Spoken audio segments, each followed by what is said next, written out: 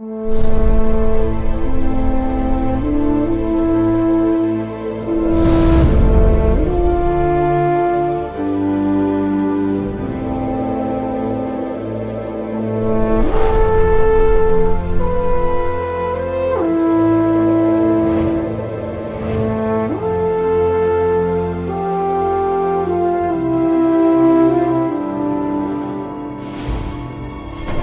a ir a Apocalipsis 17:1, por favor. Apocalipsis 17:1.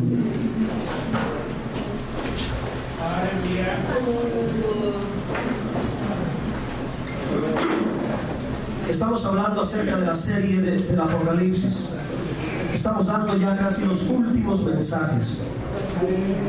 Hemos hablado mucho del Apocalipsis. Yo creo que hemos aprendido bastantes cosas, pero aún todavía hay mucho que aprender.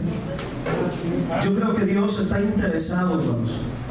Yo pienso que Dios está profundamente interesado en que la iglesia conozca la revelación del Apocalipsis. Es cierto que es un libro muy complicado, muy profundo, muy amplio, pero fue dado para conocimiento de la iglesia. Yo creo que como hijos de Dios, nosotros tenemos que conocer el plan y el propósito de Dios y toda la revelación que está en Apocalipsis. Así que vamos a continuar. Vamos a leer ahora Apocalipsis 17:1 en adelante. Vamos a leer solamente el 1 y vamos a desglosar todo el capítulo 17. Vamos a tratar de entender cuál es la revelación de Dios en el capítulo 17. Vamos a leerlo honrando al Padre, al Hijo y al Espíritu Santo. La palabra del Señor dice así: vino entonces uno de los 7 ángeles que tenían las 7 copas y habló conmigo diciendo: ven acá, te mostraré la sentencia contra la gran ramera, la que está sentada sobre muchas aguas. Hoy estaremos hablando acerca de este aspecto de la revelación de Dios. ¿De qué se trata eso? ¿Cuál es el significado de esta visión? Oremos a Dios, que Dios nos ayude a entender su palabra. Dios y Padre nuestro que estás en los cielos, santificado sea tu nombre en medio de nosotros. En esta hermosa hora, Señor, reconocemos tu autoridad, reconocemos tu poder, tu soberanía. Reconocemos que tú eres el que gobiernas, que tú eres el que reinas, que tú eres el que tienes el control sobre todas las cosas, y eres digno y merecedor de toda honra y de toda alabanza. Ahora, Padre, venimos ante tu presencia por los méritos del Señor Jesucristo y por esa sangre bendita que está sobre nosotros. Ahora invocamos que la ayuda y la presencia, la dirección de tu Espíritu Santo sea en nuestro espíritu. Abre nuestro entendimiento e implanta tu palabra. Que la revelación de tu palabra sea una lámpara alumbrando, Señor, nuestro entendimiento, nuestro espíritu, para que podamos discernir tu plan, tu propósito, tu voluntad revelada en el libro de Apocalipsis. Te suplico con toda mi alma que me ayudes a hablar esta palabra.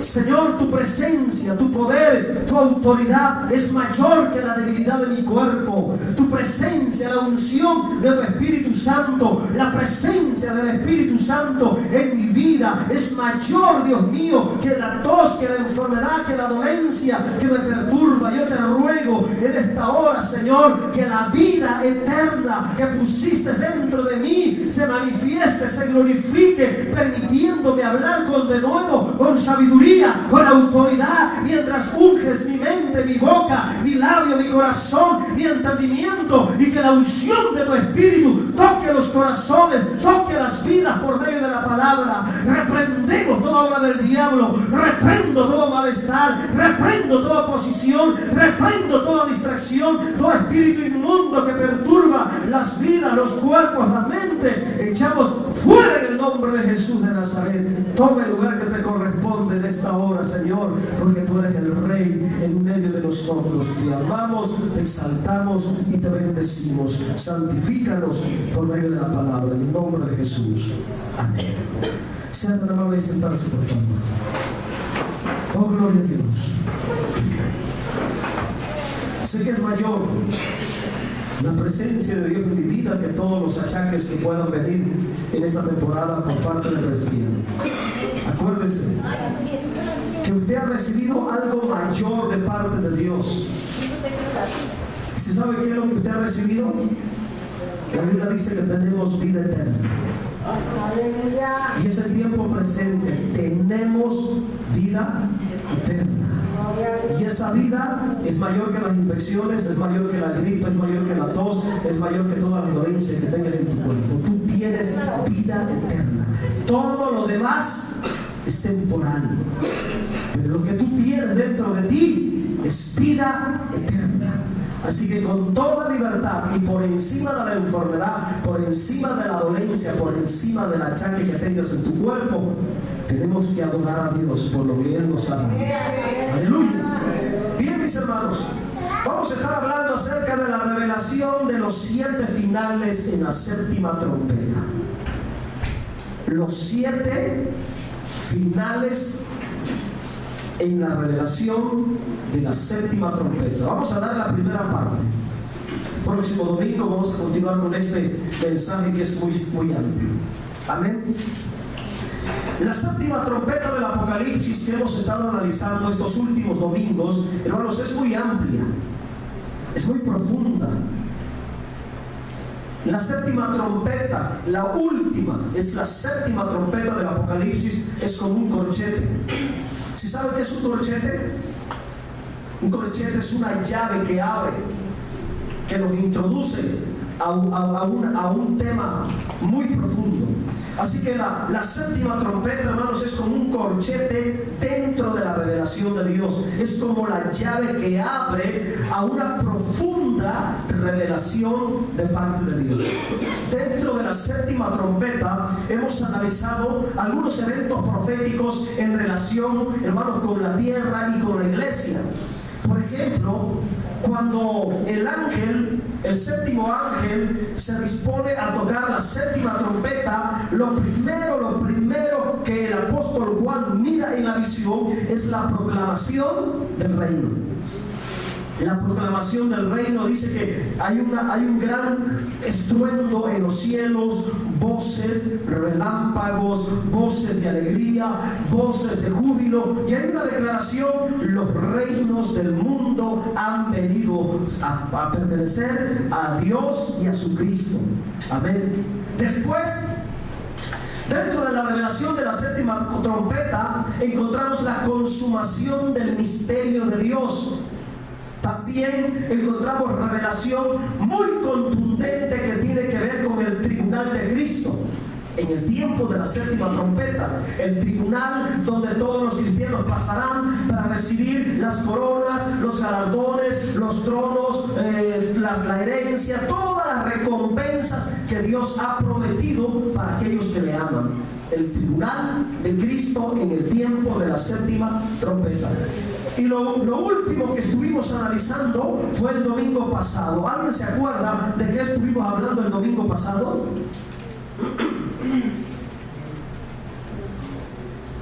¿De qué estuvimos hablando el domingo pasado?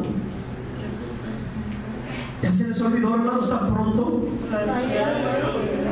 Estuvimos hablando acerca de las 7 copas de la ira de Dios. Amén. Que será en la séptima trompeta la expresión de la ira de Dios, la manifestación, el derramamiento de la ira de Dios. Pero hay otros eventos proféticos muy importantes en la séptima trompeta, eventos que marcarán el final de la gran tribulación. Por eso a este tema yo le he titulado Los 7 finales en el tiempo de la séptima trompeta. Aparte de todos los eventos que hemos visto, la Biblia muestra 7 eventos que finalizarán y que marcarán el final de un periodo, de una edad, de una dispensación. Estos 7 finales marcarán el final del tiempo profético conocido como la gran tribulación. Voy a mencionar rápidamente a manera de lista estos 7 finales. Estos 7 finales específicamente tienen que ver con la séptima copa. Amén. Primero, encontramos el final de la Babilonia religiosa. Amén. Llegará a su final. El sistema apóstata religioso terminará, desaparecerá de la faz de la tierra. Ese es el primer final. Segundo final, el final de las naciones rebeldes que no aman, que no respetan y que no tienen temor de Dios. Amén. Terminarán, serán erradicadas, serán exterminadas. En el tiempo de la séptima copa, muchas de las naciones que hoy conocemos desaparecerán, llegarán a su final, dejarán de existir. Amén. También tenemos como tercer aspecto el final de la gran ciudad religiosa, del imperio, de la ciudad. Aquí estamos hablando del Vaticano, desaparecerá totalmente. Amén. Tenemos un cuarto final, el final de la Babilonia político-comercial. Muchas empresas, muchas negociaciones, hermanos, que están siendo controladas por el sistema religioso, desaparecerán. Amén. Hay grandes manufactureras, muchas empresas, muchos consorcios, hermanos, que están trabajando o que están lavando dinero, hermanos, y que están bajo la autoridad del sistema babilónico. Inclusive voy a mencionar algunas empresas que a mí me impactó cuando escuché el testimonio de un jesuita, un sacerdote católico jesuita que se convirtió al evangelio y empieza a testificar y a ventilar todos los negocios que tiene el Vaticano. Parte de esos negocios está el Bachoco, está el Procter & Gamble, está muchas de las empresas que están aquí en México, hermanos, que son solamente prestanombres del sistema babilónico. Amén. Y van a desaparecer.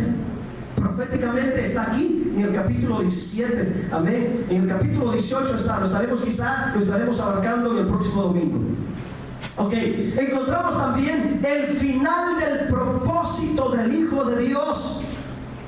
El propósito de Jesucristo llegará a su final en el tiempo de la séptima trompeta. También encontramos un sexto final, el final de la espera bienaventurada de muchos cristianos de todas las edades y de todos los siglos, la segunda venida de Cristo. Amén. Literalmente en vivo y a todo color los cielos se abrirán y la Biblia dice que el Señor Jesucristo llegará y pondrá sus pies sobre el monte de los olivos. El monte se partirá en dos y habrá un terremoto que sacudirá todas las naciones. Hermanos, ahí encontramos el final de la espera tan anhelada de muchos cristianos, el retorno del Señor Jesucristo, prometido, profetizado.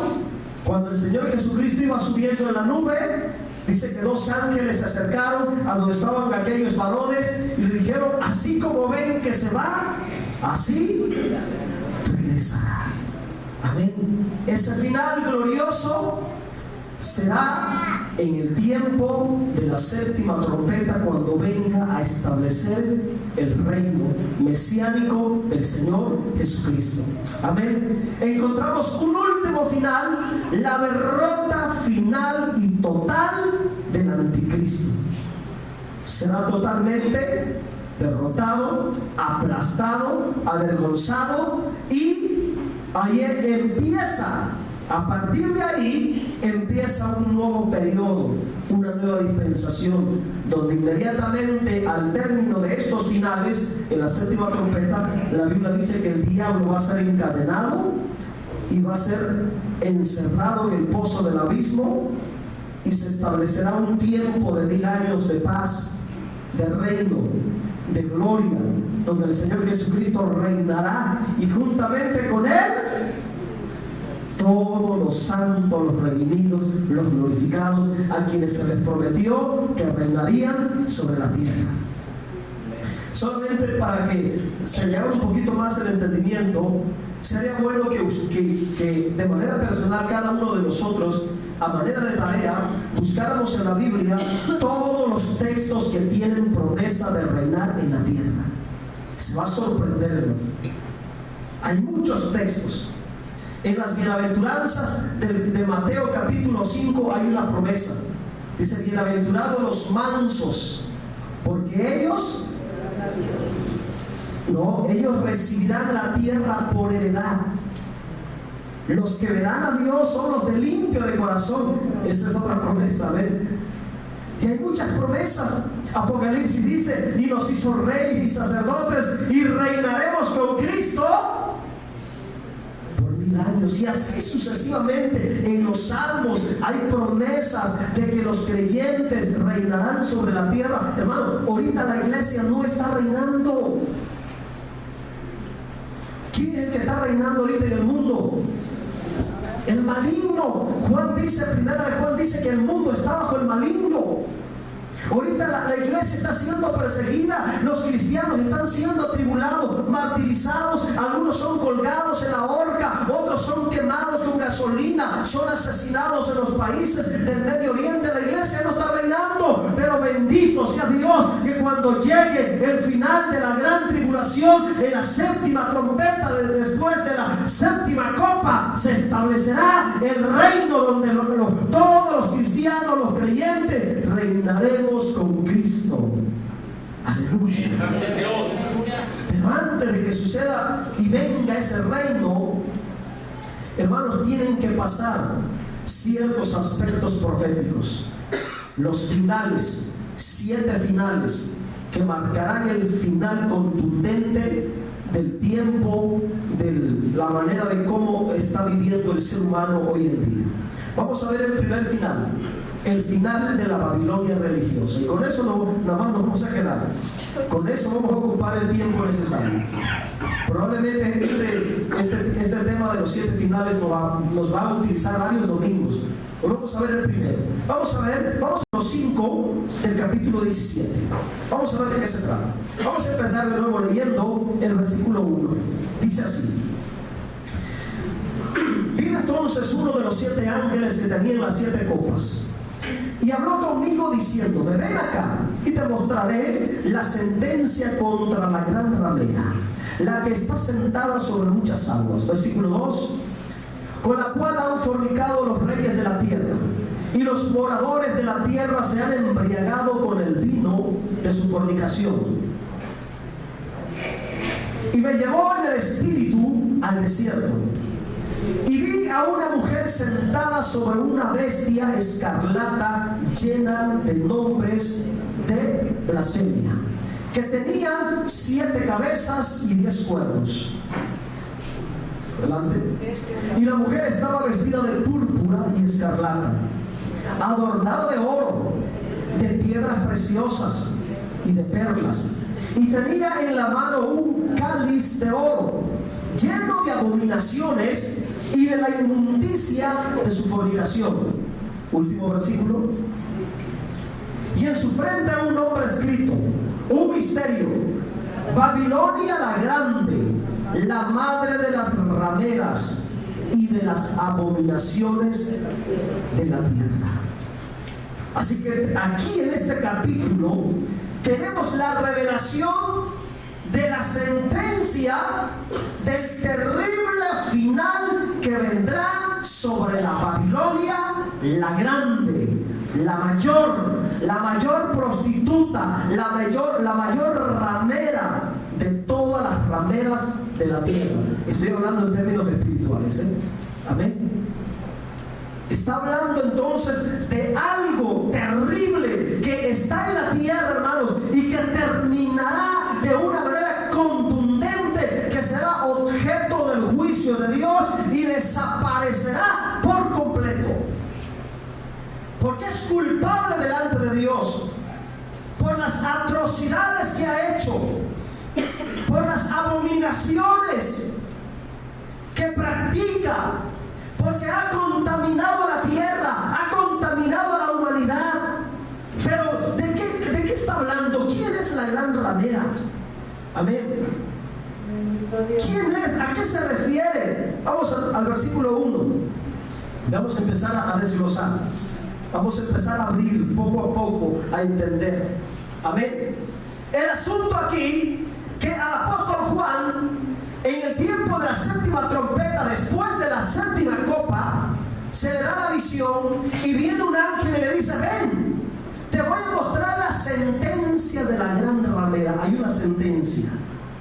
Amén. Al apóstol Juan se le estaba revelando el final de cómo terminaría, de cómo va a terminar, porque así va a terminar, hermanos, la gran ramera. ¿Quién es la gran ramera? Al apóstol Juan en la visión se le dieron muchos detalles de la identidad, muchas características que en esta tarde vamos a analizar para poder entender quién es la gran ramera, a qué se refiere. Amén. Quiero establecer un fundamento muy importante. La ramera, la mujer, esta que se le compara como una mujer, como una prostituta, no es una persona. Amén. Sino que es un sistema religioso plagado, infectado de doctrinas de la antigua religión babilónica. Amén. Así que la gran ramera tenemos que entenderla como un sistema religioso que está vigente hoy en día, que se está practicando y que tiene mucho poder y que tiene mucha autoridad y que ha engañado a multitudes de pueblos y naciones. Amén. Y que los ha desviado de la verdad. Y no solamente eso, la gran ramera, la mayor, hermanos, ha infectado, ha seducido a mucho pueblo de Dios. Hoy en día, muchas congregaciones, muchas iglesias que antes tenían sana doctrina, que eran amantes de la santidad, de la palabra, de la verdad de la palabra, de la doctrina sana de la palabra, han sido seducidas, hermanos, por la presencia de ese sistema religioso mundano. Una de las armas que la gran ramera está usando hoy en día para pervertir a muchas congregaciones cristianas es el ecumenismo. Y quizá más adelante voy a hablar un poco más extenso sobre eso. Amén. Así que tenemos que tener mucho cuidado. Vamos a mirar la primera característica en esta visión. Aquí hay una característica. Una característica que identifica a la gran ramera. Amén. ¿Cuál es la característica que encontramos en este versículo en relación a la gran ramera? La última frase del texto. Ahí está una característica. Mire, ¿cómo miraba Juan a esa mujer con apariencia de prostituta? La miraba sentada sobre muchas aguas, sentada como reina, gobernando. Las aguas, está sentada sobre muchas aguas. Esa es la característica número 1. Amén. ¿Qué significado tiene eso? Las muchas aguas representan los pueblos, multitudes, naciones, lenguas. Amén. ¿Cómo está dominando, ejerciendo poder, autoridad?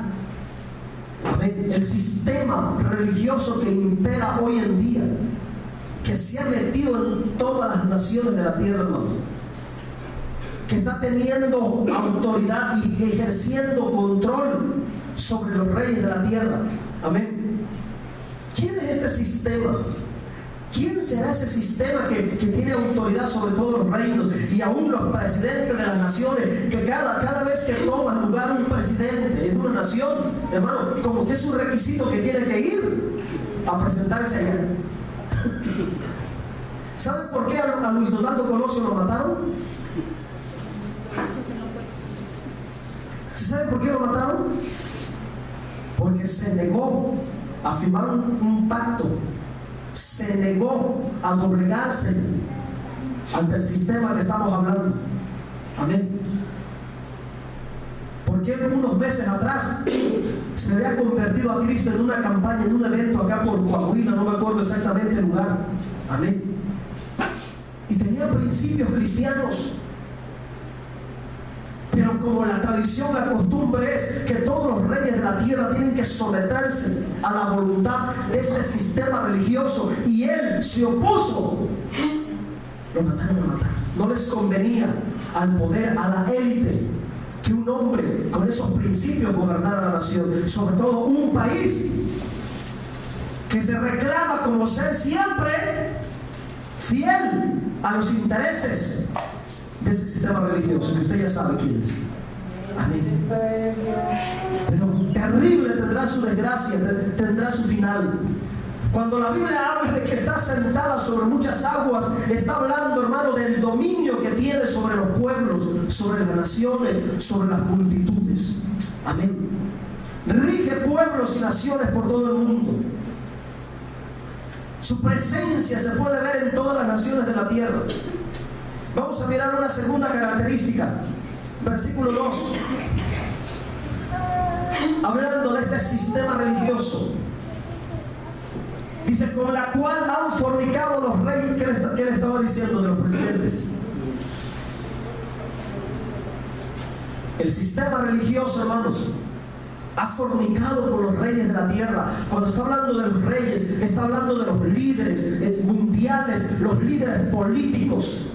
Está hablando de las cabezas, de los jefes de gobierno de todas las naciones del mundo. Dice, con la cual han fornicado los reyes de la tierra, y los moradores de la tierra se han embriagado con el vino de su fornicación. Está hablando en términos espirituales. El sistema pagano, mundano, religioso, hermano, ha tenido contactos, ha tenido nexos, ha tenido alianzas, hermano. Se ha fraguado alianza con los reyes, con los gobernantes de las naciones. La iglesia apóstata ha fornicado, hermanos, permitiendo toda clase de acciones, prácticas paganas, mundanas, hermanos, con los gobernantes de la tierra por ganancia, como una prostituta que peca por la paga. La fornicación cometida por la iglesia apóstata, por ese sistema religioso, es una fornicación espiritual. La iglesia católica está estrechamente ligada con la política del mundo. Amén. De hecho, en las Naciones Unidas, cuando hacen su reunión, el Vaticano tiene su representante. El Vaticano tiene su propia nación, tiene su propia moneda, tiene su propio ejército, tiene su propia policía. Qué tremendo, ¿no?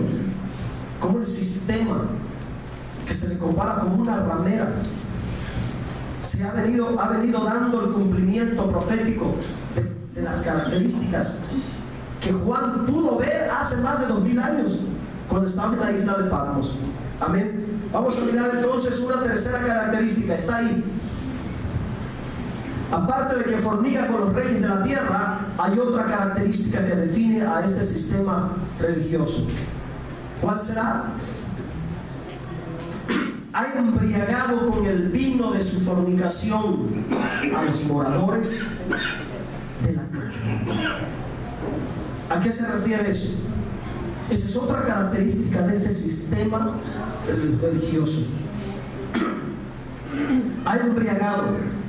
El vino se refiere a las doctrinas heréticas que presenta en las relaciones pecaminosas este sistema religioso. Confunde igual que lo hace el vino a todos los que son envueltos en su religión.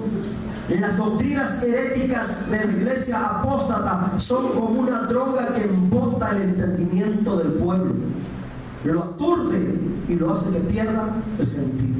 Mire cuántas multitudes, hermanos, engañadas por tanta doctrina de demonio, como que si la gente estuviera embotada del entendimiento. Ven una sombra en un árbol, inmediatamente ya le dan la figura de la Virgen y ya le prenden velas. Ven una mancha en una tortilla y ya dicen que se manifestó ahí.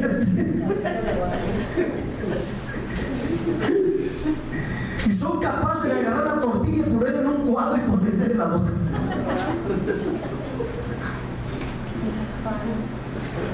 La humanidad está embriagada, hermanos, está cegada, fuera de la realidad, hermanos. Por eso se le dice que ha embriagado con el vino. ¿Qué es lo que hace? ¿Cuál es el efecto que produce el vino en el entendimiento de la persona? Lo entorpece. Lo entorpece, ¿verdad? Lo pierde, lo extravía, lo saca fuera de la realidad para que mire y haga torpezas. Eso es lo que está haciendo ese sistema político religioso hoy en día. Mire cómo trae a la humanidad entorpecida, amén, extraviada totalmente de la verdad. En su ceguera, hermanos, en que los ha sumergido, los tiene entretenidos adorando a las criaturas y no al Creador. Amén. A eso se refiere cuando dice: ha embriagado con el vino de su fornicación a los moradores de la tierra. Está hablando del engaño, de la mentira que ha sembrado en la mente, en el corazón de las personas, con toda clase de doctrina herética falsa, totalmente fuera y ajena a la verdad revelada de Dios en la palabra. Vamos a mirar otra característica. Versículo 3.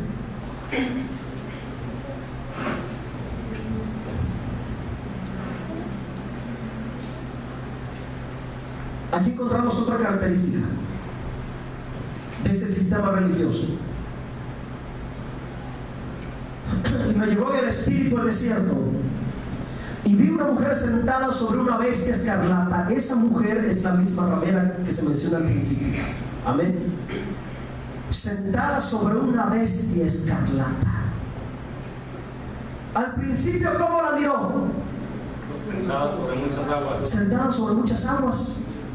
Pero después, en la misma visión, mira a la mujer ya no sentada sobre muchas aguas, sino sentada específicamente, montada, pudiéramos entender de esta manera, montada sobre una bestia escarlata.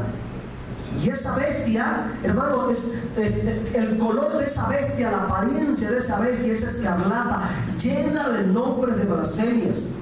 Y esa bestia dice que tiene 7 cabezas y 7 cuernos. ¿Qué tiene que ver eso? ¿De qué nos habla esta visión? La bestia, ¿a qué se refiere?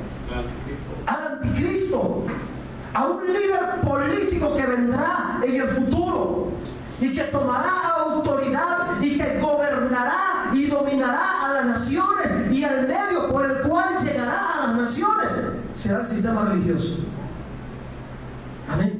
Porque por medio del sistema religioso podrá tener acceso a todas las mentes de aquella gente rebelde que no quiso obedecer al Evangelio. Amén.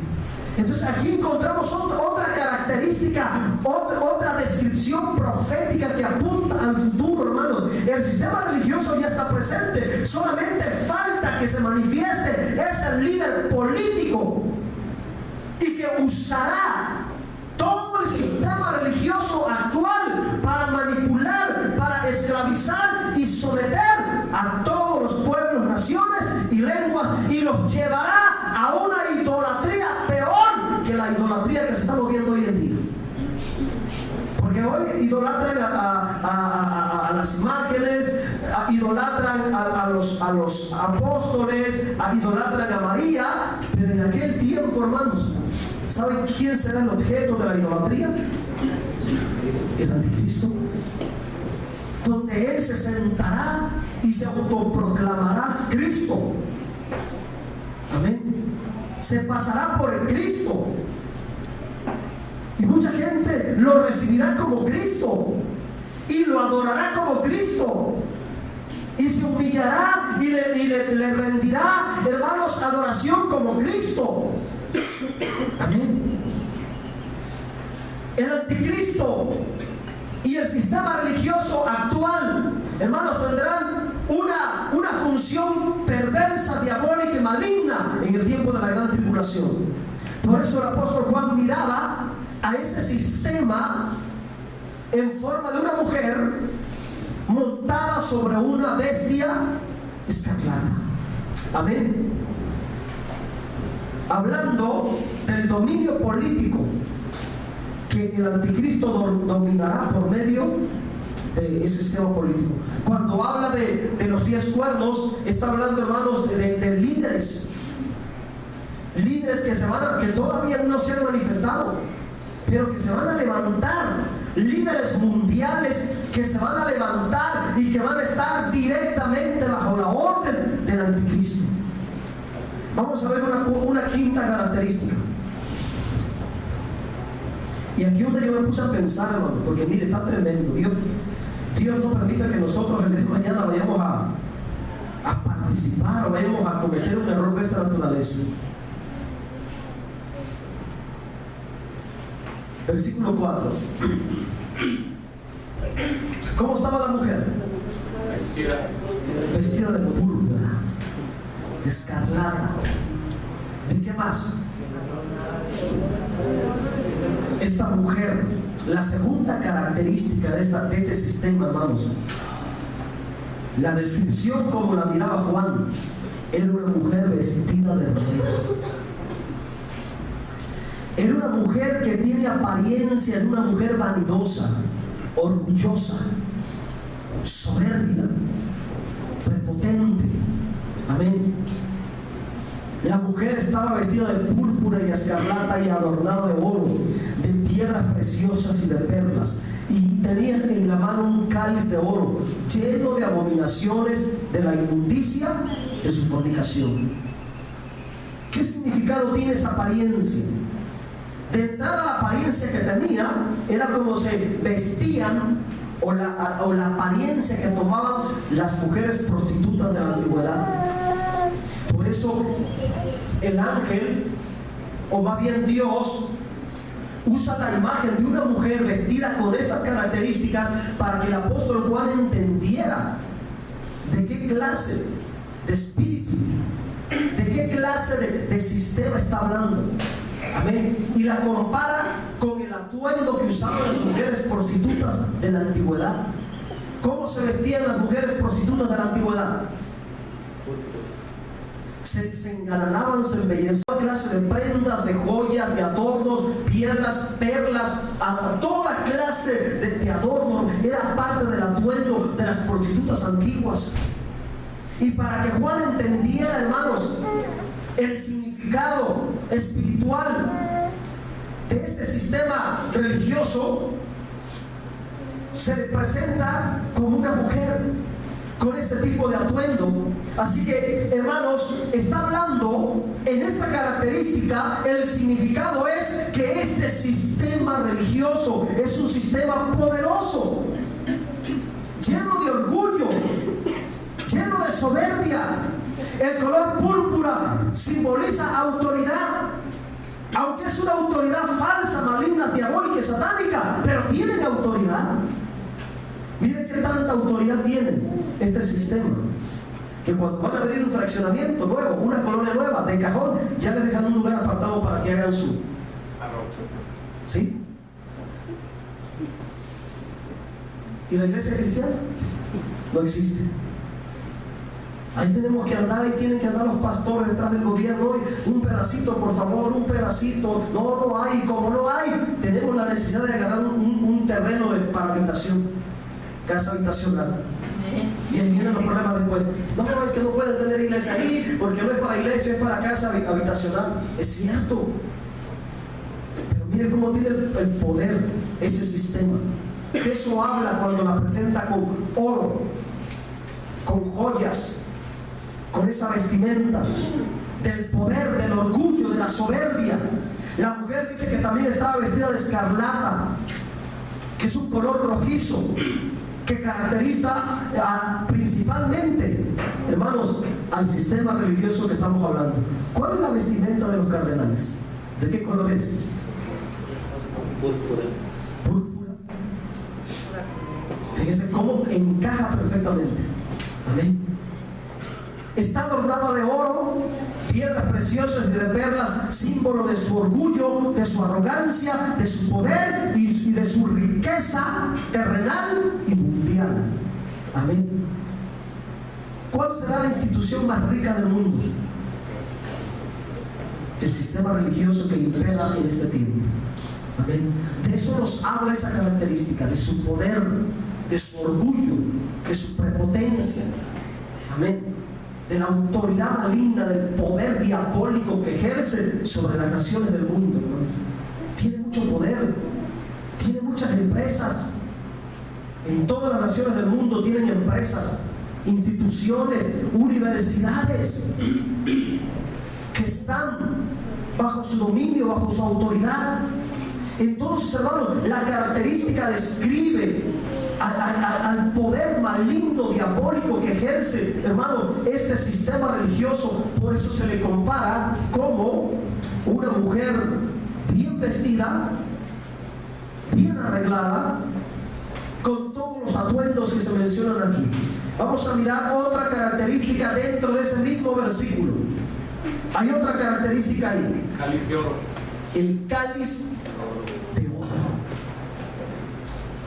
¿Qué significado tiene el cáliz de oro?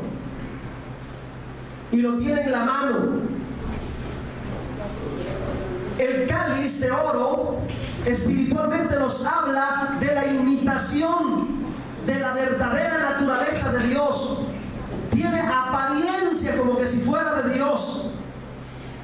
Amén.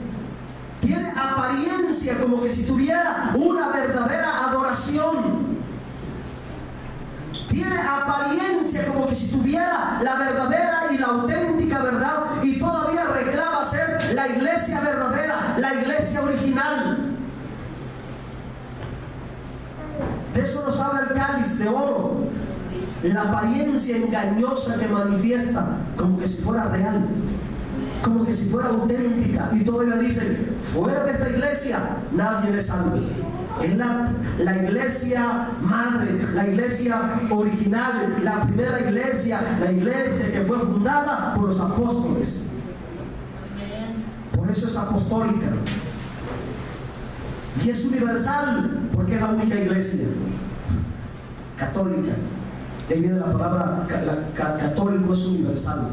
Amén. Ahora, pero el detalle es que el cáliz está lleno de ¿qué? Abominaciones. De abominaciones y de la inmundicia de su fornicación. ¿De qué nos está hablando esto? Hermanos, esto nos está hablando de la idolatría, de las abominaciones, las prácticas paganas, cosas sucias que hay dentro de ella. Es una religión pecaminosa y herética y satánica, hermanos. Aunque tenga apariencia de ser muy verdadera, aunque digan que es la primera, aunque digan que es oficial, que es apostólica, católica y romana. Amén. Vamos a ver una quinta característica, versículo 5.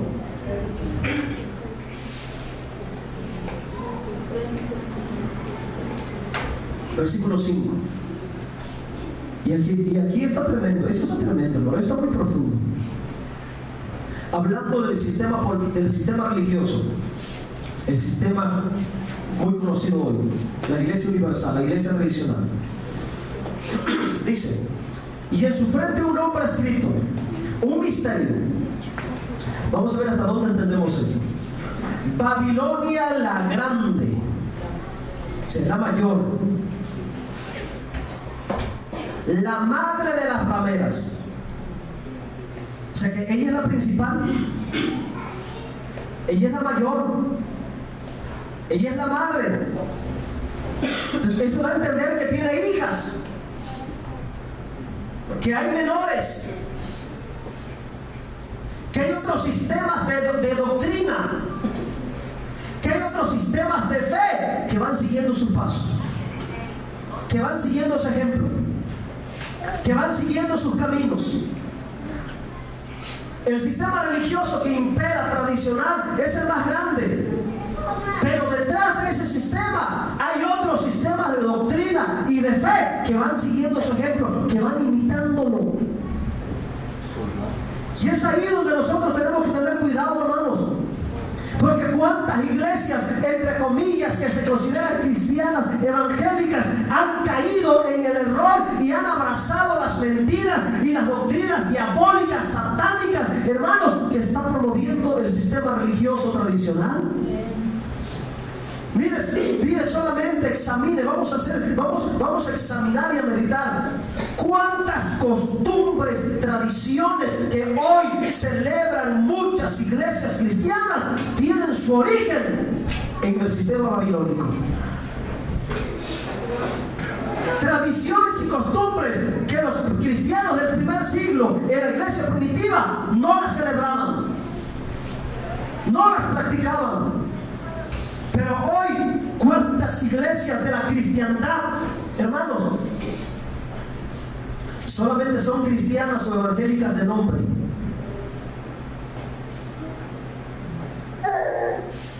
Tradiciones, la Navidad es una de ellas. ¿Qué otras tradiciones? La Semana Santa es otra de ellas. ¿Los primeros cristianos celebrarían la semana de Semana Santa? No hay evidencia que lo hacían. ¿Los primeros cristianos celebrarían la Navidad? No lo hacían. ¿Cuál era la fiesta mayor que tenían los primeros cristianos del primer siglo? Pascua. Bueno, eso era para los judíos, pero estoy hablando de los cristianos gentiles. La Santa Cena. La Santa Cena. La Santa Cena era la fiesta principal para ellos, hermanos. La fiesta ágape, donde se reunían, también era parte de lo que practicaban, donde se reunían todos a convivir como cristianos, como hermanos. Dice que partían el pan y estaban todos unánimes, juntos. Pero hay muchas otras cosas más, hermanos, que muchas iglesias han adoptado a la grande, a la mayor, a la Babilonia, la han adoptado como mamá, participando y celebrando hábitos y costumbres totalmente paganas. Los 15 años, me disculpa, pero no hay evidencia de que los primeros cristianos hayan celebrado tal fiesta. ¿De dónde viene eso? ¿Cuál es su origen? Hay muchas cosas. Debemos tener cuidado. Miren muchas iglesias, principalmente las iglesias las iglesias modernas de este siglo XXI, hermano, están prostituyendo la doctrina, la sana doctrina, alterando la sana doctrina, apartándose de la sana doctrina, siguiendo los pasos de la mayor, de la grande. Mire la apariencia de las congregaciones modernas grandísimas de hoy en día. Toda la clase de doctrina práctica, para acabar pronto, algunas hasta el Halloween celebran. Y esto se escucha como exagerado, hermano, pero hoy en día hay iglesias cristianas celebrando todo eso. Payasos en los altares, disfrazados, hermanos, de Santa Claus, con el pretexto de alegrar a los niños. Digo payasos porque predicadores y siervos de Dios no creo que sean. La prostitución espiritual, hermanos. Fíjense cómo el sistema babilónico va entrando a las iglesias cristianas, las va pervirtiendo, las va apartando, las va alejando. Por eso dice Babilonia la grande, la madre de las rameras. Esto da a entender de que hay otros sistemas de doctrina y de fe que están siendo contaminados y seducidos por el sistema religioso que impera en la tierra. Por eso tenemos que tener mucho cuidado, hermanos. Por eso tenemos que abrir bien los ojos y tenemos que examinar. Vayamos a cometer el error de seguir el ejemplo, la conducta perversa de este sistema religioso. De hecho, hay un texto, no lo traigo ahorita en mente, pero hay un texto donde Dios advierte y dice: salid de en medio de ella, pueblo mío. Si alguno me lo puede buscar, por favor, debe estar ahí en Apocalipsis 17 o en el 18. En el 18 por ahí, alguien que traiga la concordancia, dice: salid de ella, de en medio de ella, pueblo mío, no se contaminen.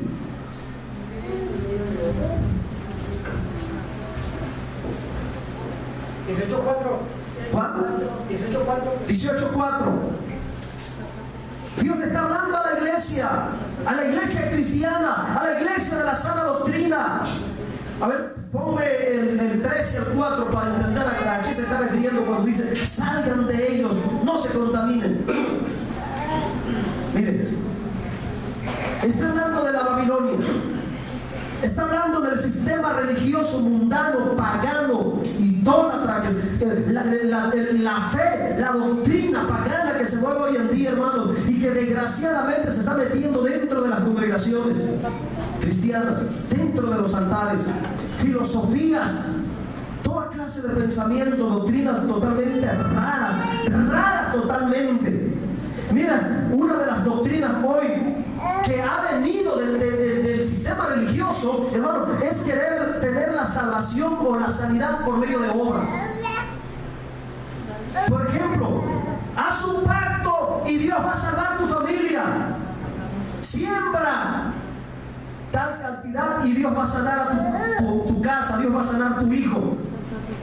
¿De qué estamos hablando, hermanos? ¿Puedo yo pagar cierta cantidad para que Dios me sane? Eso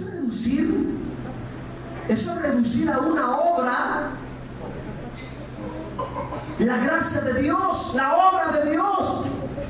¿Será que al depositar 1,000 pesos, 2,000 pesos a la cuenta de enlace, Dios va a salvar automáticamente a un familiar mío? ¿Será que porque yo deposite 500 pesos a la cuenta de enlace, TVN, o cualquier predicador, o cualquier ministerio, será que automáticamente Dios está obligado, o podré yo forzar a Dios a que sane a un familiar? No, hermanos.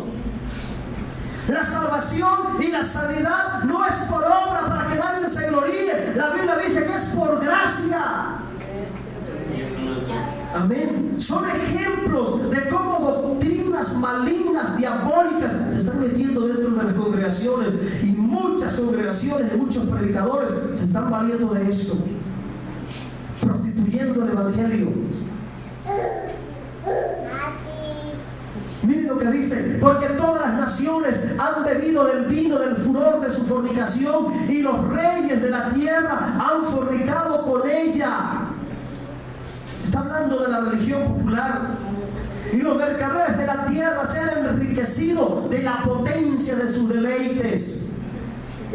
Y oí otra voz del cielo que decía: salid de ella, pueblo mío. Le está hablando a la iglesia verdadera, a la iglesia de Dios, a la auténtica, a la que mantiene la sana doctrina, a la que no cambia la doctrina, a la que permanece en el evangelio que se predicó en el primer siglo, evangelio en la cual estuvieron dispuestos a morir Pablo, Pedro y todos los demás mártires, hermanos, que creyeron en el santo evangelio de nuestro Señor Jesucristo. Que no contaminaron el evangelio, hombres que no pervirtieron el evangelio, hombres que no se dieron a las ofertas mundanas de los papas, de los los césares, sino que se mantuvieron firmes en la fe que una vez había sido dada a los santos. Salid en medio de ella, dice Dios, pueblo mío, para que no seáis partícipes de sus pecados, ni recibáis parte de sus plagas. Regresémonos al 17, versículo 5. De eso está hablando, hermanos. Muchas iglesias están siendo pervertidas por ese sistema pagano. Amén. Entra uno a las iglesias modernas del siglo XXI y lo único que falta son las imágenes, porque fuera de ahí ya lo tienen todo.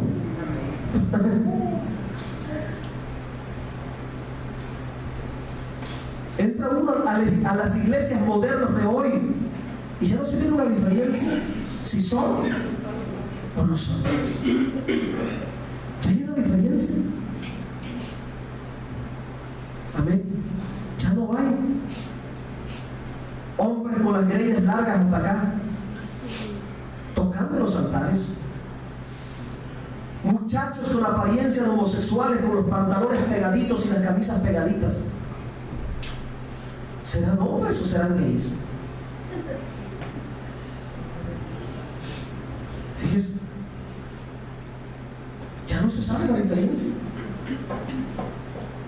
Está tremendo cómo este sistema está embriagando y fornicando y contaminando no solamente las naciones de la tierra, sino aparte del pueblo cristiano que un día aceptó y caminó en la sana doctrina, pero que hoy han cedido a las tentaciones, al placer carnal que predomina en la religión tradicional. Porque la religión tradicional anda como quiere, vive como quiere. Total, vas y te confiesas y se acabó. No, aquí no. Aquí no vamos a andar como nosotros querramos. Aquí tenemos que andar como marca la regla. Amén. Aquí tenemos que vivir como marca la regla, no como marca el mundo, no conforme a las modas, sino conforme a los principios de la palabra. Porque hay un requisito fundamental e inalterable: sin santidad nadie verá al Señor. Pero hay muchas cristianas ya, para ellos ese principio ya lo aplican. Anda como quiere, vístete como quiere, total, lo único que Dios quiere es tu corazón.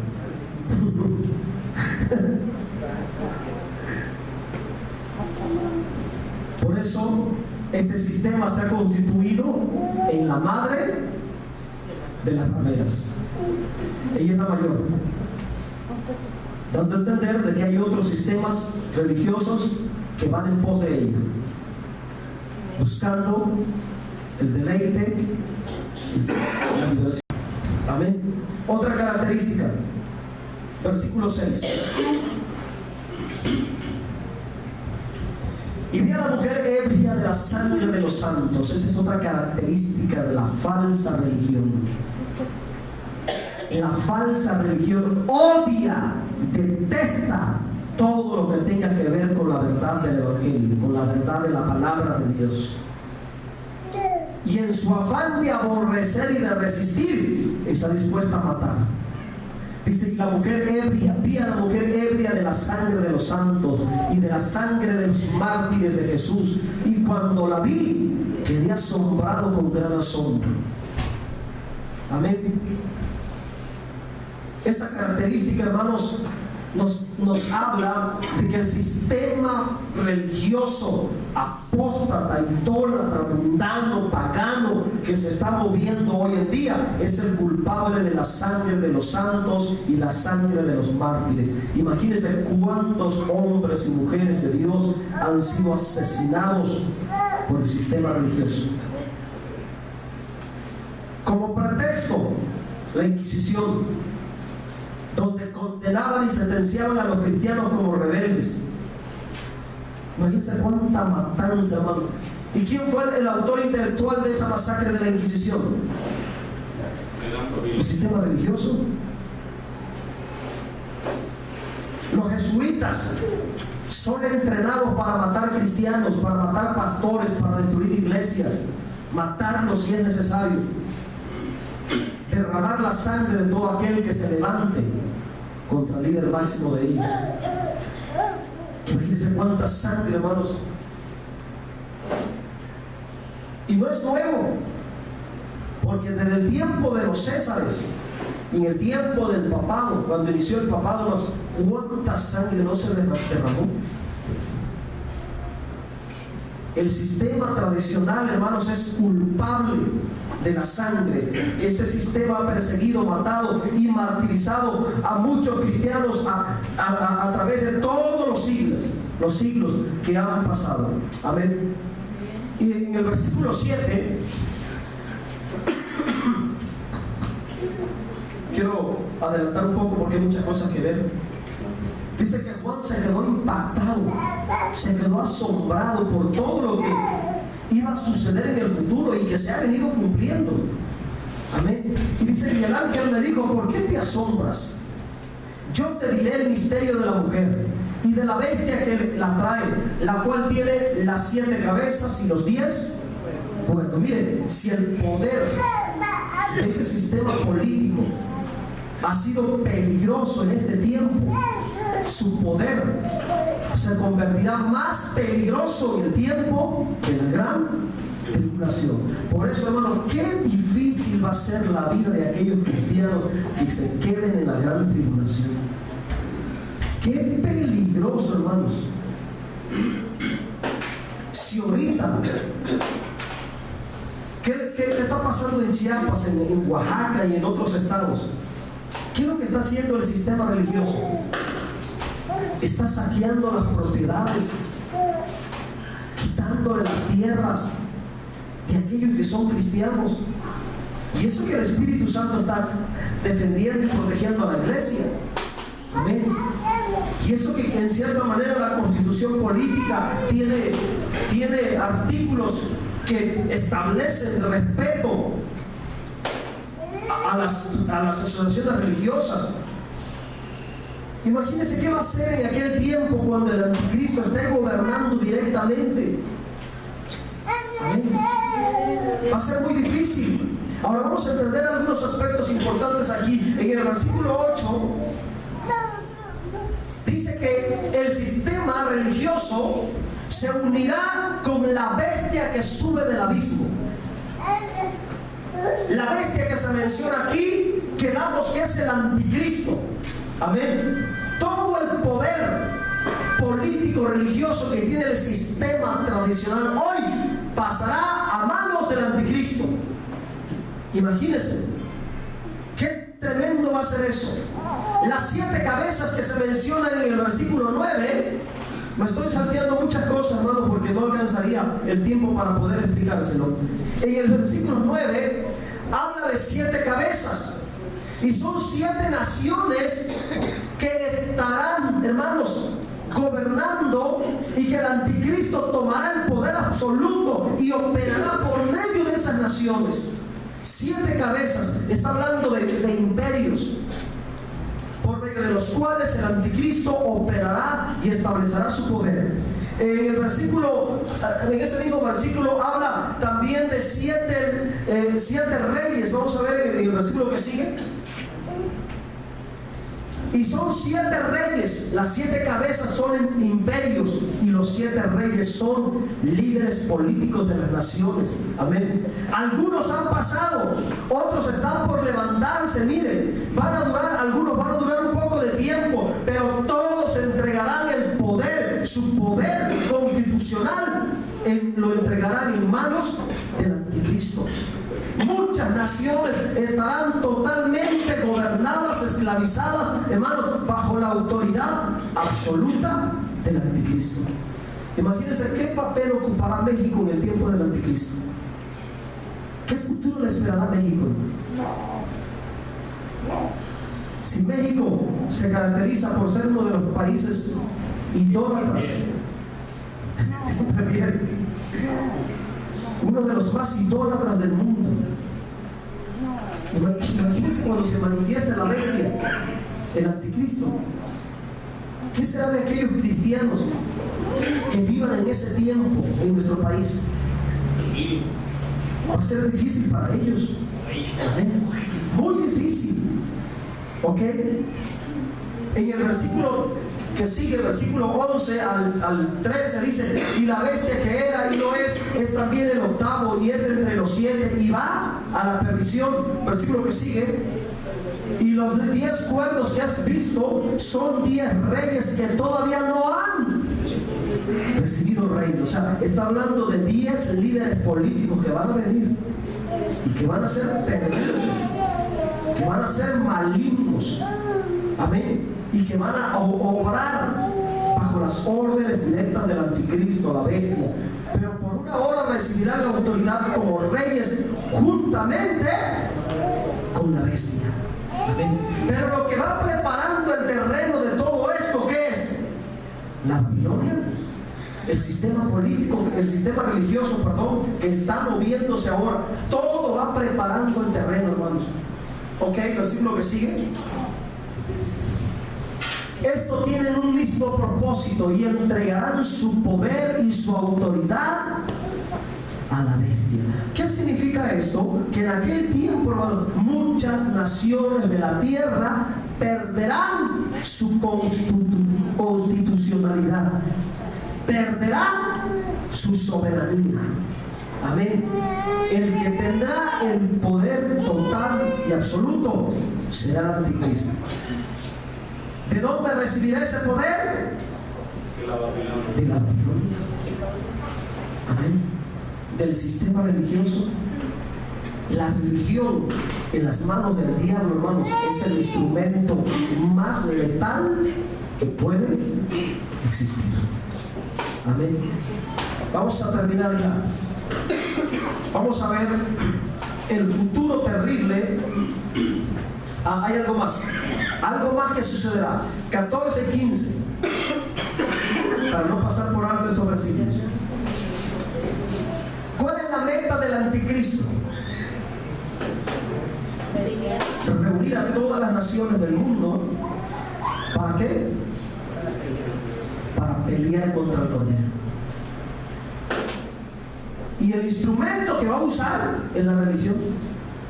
Pelearán contra el Cordero y el Cordero los vencerá, porque Él es el Señor de señores y Rey de reyes. Y los que están con Él son llamados, elegidos y fieles. Versículo 15. Me dijo también: las aguas que han visto donde la ramera se... Ahí está la explicación más clara. Las aguas que has visto donde la ramera se sienta son pueblos, muchedumbres, naciones y lenguas. O sea que el sistema católico que hoy se está moviendo, hermanos, será el medio para llevar al anticristo al trono. Qué tremendo. Si los católicos supieran esto, si los católicos entendieran esto, que el sistema que están defendiendo y peleando y a capa y espada, ese mismo sistema será su propia destrucción y su propia maldición.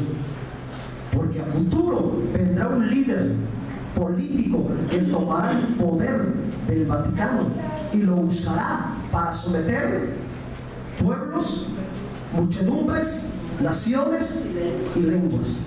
Hoy lo está haciendo de manera intelectual, lo está haciendo por medio de la fe, pero en aquel tiempo va a ser literalmente, hermano, físicamente.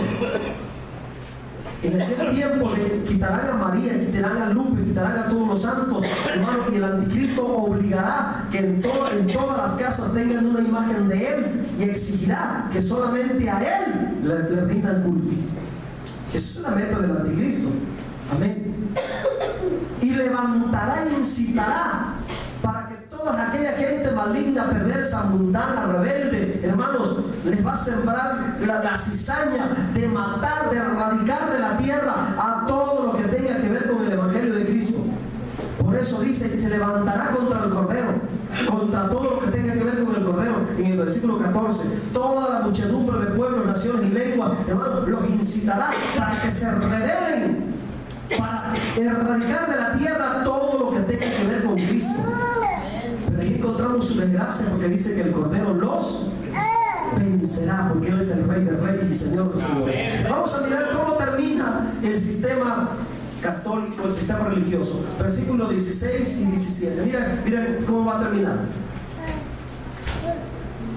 ¿Qué pasará con ellos? Los 10 cuernos que vistes en la bestia, ¿qué pasará? Estos aborrecerán a la ramera, o sea, le harán una traición. Será traicionada por su propia gente. Los 10 cuernos que vistes en la bestia, estos aborrecerán a la ramera y la dejarán desolada y desnuda, y devorarán sus carnes y las quemarán.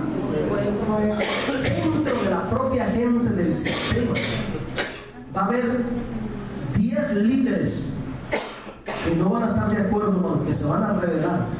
Líderes que apoyaron al sistema, líderes que le dieron su autoridad al anticristo, líderes que confiaron y depositaron quizás sus riquezas al pie del sistema religioso, pero que llegará un momento por obra de Dios, amén, porque será Dios usándolos a ellos como un instrumento para que se levanten contra el sistema y lo aniquilen. Miren el versículo que sigue, 17. Increíble. Porque Dios ha puesto en sus corazones el ejecutar lo que Él quiso, ponerse de acuerdo y dar su reino a la bestia hasta que se cumplan las palabras de Dios. Amén. Quiero que se pongan de pie. Estamos hablando del futuro del sistema religioso, porque hay 2 clases de Babilonia, hermanos: la Babilonia religiosa y la Babilonia política y comercial. Ahorita hablamos de la Babilonia religiosa. El próximo domingo vamos a seguir hablando de la Babilonia, pero en otro sentido. Hermanos, ¿cuál es la intención de estos mensajes? Que permanezcamos en la fe.